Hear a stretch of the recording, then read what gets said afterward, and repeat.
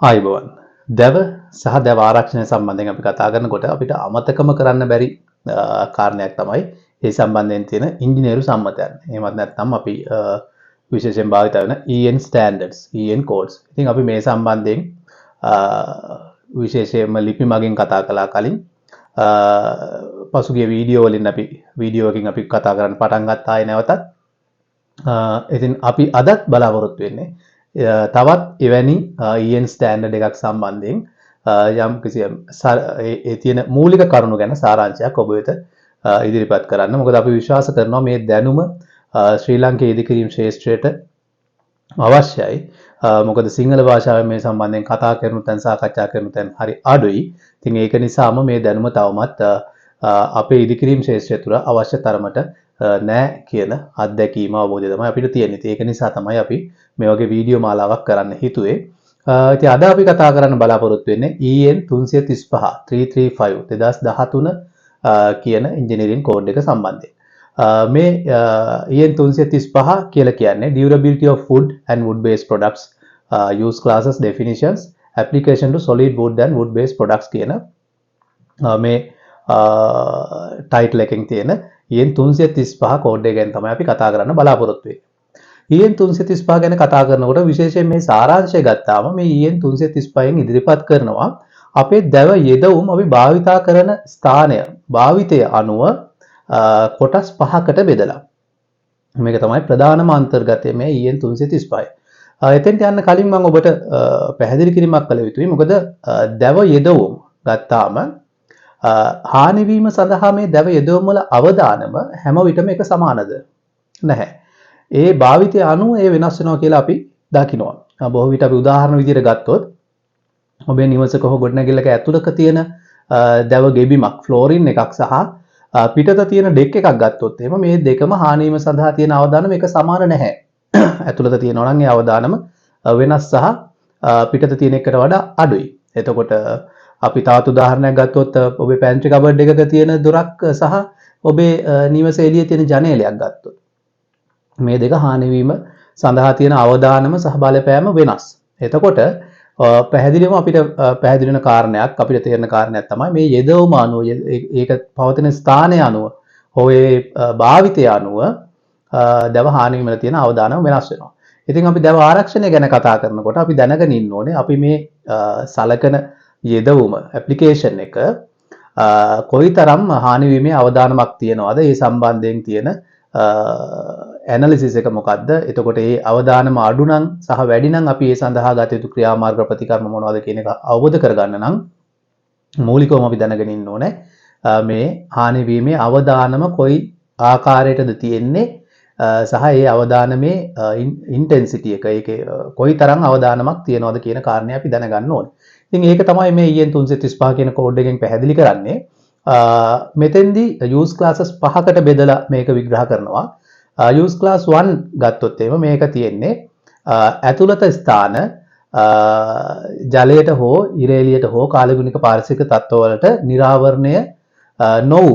ඒ කියන්නේ අපි උදාහරණ විදිහට ගත්තොත් ඔබේ සාලේ තියෙන කොෆි ටේබල් එකක් එහෙමත් නැත්නම් පුටුවක් ලී වලින් හදපු පුටුවක් වගේ දෙයක් ගත්තොත් එහෙම එහෙමත් නැත්නම් කාර්යාලයේ තියෙන කාර්යාලීය මේසයක් වගේ දෙයක් ගත්තොත් එහෙම මේක ජලයට සහ හිරු එළියට නිරාවරණය වෙන්නේ නැහැ. කාලගුණික පාරිසරික තත්ත්ව වලට නිරාවරණය වෙන්නේ නැහැ. එතකොට මේ වගේ තැනක් අපි ගන්න use class 1 කියන කැටගරි එකේ තමයි මේ විග්‍රහ කරන්නේ.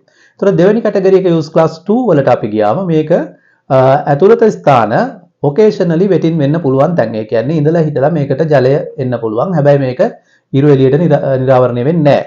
ඉර එළින් ආවරණය වෙලා තියෙන. එතකොට මේකේ හානිකර සාධක ගත්තොත් එimhe ජලය තමයි එන්නේ. ඒකත් ඔකේෂනල්.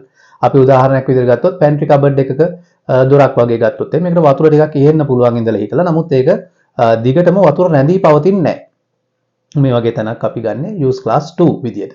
එතකොට EN 335 අනුව use class 3 ගත්තොත් එimhe රට ඇතුලේ වගේ තැනකදී වඩාත්ම බලපෑමක් තියෙන use class එක තමයි මේ.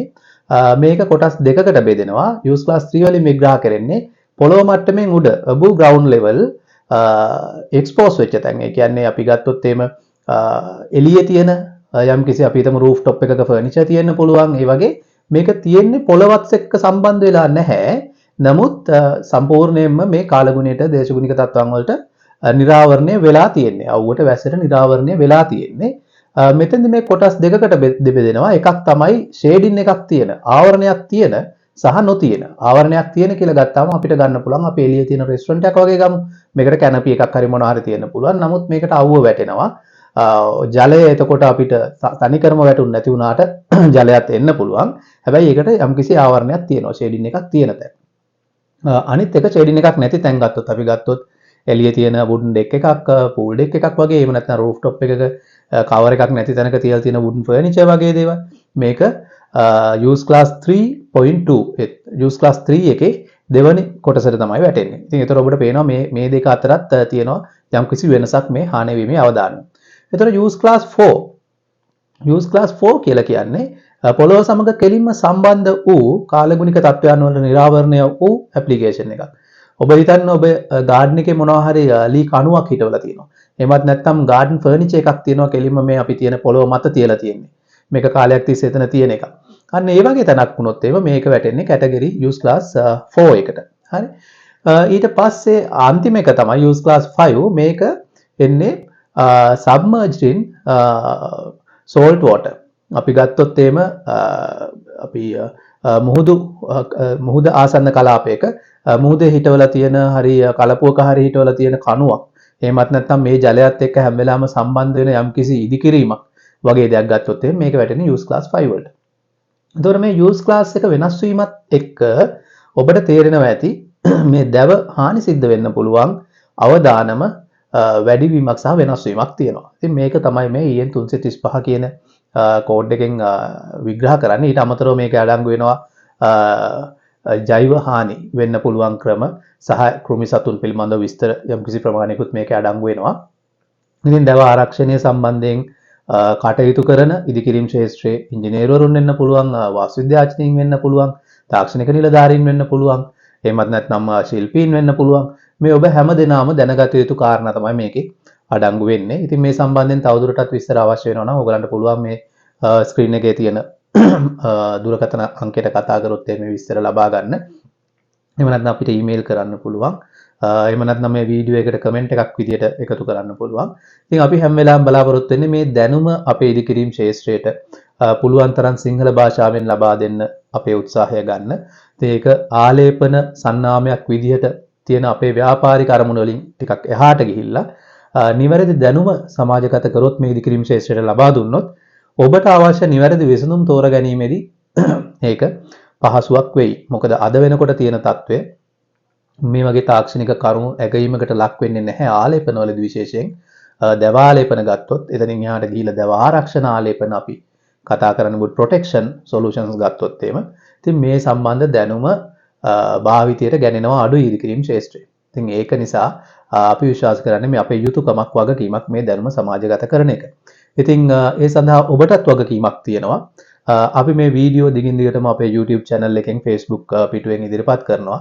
නමුත් ඒක සමාජයට ගෙනියන එක සඳහා ඔබත් දායකත්වයක් දැක්විය යුතුයි. ඒක අවශ්‍යයි. අපි ඔබෙන් ඉල්ලීමක් කරන්නේ මේ වීඩියෝ එකෙන් ඔබට වැදගත් කරුණු දැනගන්න ලැබුණා නම් සහ විශේෂයෙන්ම මේ කෝඩ්ස් ගැන අපිට වඩාත් විස්තරාත්මකව මේ වගේ කෙටි වීඩියෝ එකකින් කතා කරන්න බෑ. ඉතින් අඩුම තරම් මේ වගේ කෝඩ් එකක් තියෙනවා, මේකේ මේ වගේ අන්තර්ගතයන් තියෙනවා කියන සාරාංශය ඔබ වෙත ගෙන එන්න අපිට පුළුවන් වුණා කියලා ඔබ විශ්වාස කරනවා නම්, ඒ දැනුම මේ ඉදිකිරීම් ශාස්ත්‍රයට එන්න ඕනේ කියලා ඔබ විශ්වාස කරනවා නම් මේ අපේ YouTube channel එක, Facebook page එක ඔබේ හිත මිතුරන් ඉන්න පුළුවන් මේ ශාස්ත්‍රයේ. ඔබ දන්න වෙනත් හිතවතුන් ඉන්න පුළුවන්. ඉතින් ඔවුන් සමග මේ ෂෙයා කරන්න, අපේ YouTube channel එකට subscribe කරන්න. ඉතින් එතකොට ඔබ subscribe කරලා හිටියොත් ඔබගේ හිත මිතුරන්ටත් මේ පිළිබඳව දැනගන්න ලැබෙයි. ඉතින් ඒ මාර්ගයෙන් ඔබට පුළුවන් මේ දැනුම සමාජගත කරන්න, ඔබගේ දායකත්වය ලබා දෙන්න. ඉතින් ඒ ඉල්ලීමත් කරන ගමන් ඉදිරියේදීත් අපි මේ වගේ තවත් වීඩියෝ වලින් මේ EN codes කිහිපයක්ම තව අපිට තිබෙනවා කතා කරන්න සහ මේ වගේ කෙටි codes නෙමෙයි සමහර දීර්ඝ වශයෙන් සාකච්ඡා කළ යුතු standards වලට අපි වීඩියෝ කිහිපයක් බැගින් කරමින් ඉදිරියේදීත් මේ වගේ දැනුම සිංහල භාෂාවෙන් අපේ ඉදිකිරීම් ශාස්ත්‍රයට ගෙනෙන්න අපි කටයුතු කරනවා. ඉතින් ඉදිරි වීඩියෝ එකකින් හමු වෙනතුරු ඔබ සැමට ස්තුතියි.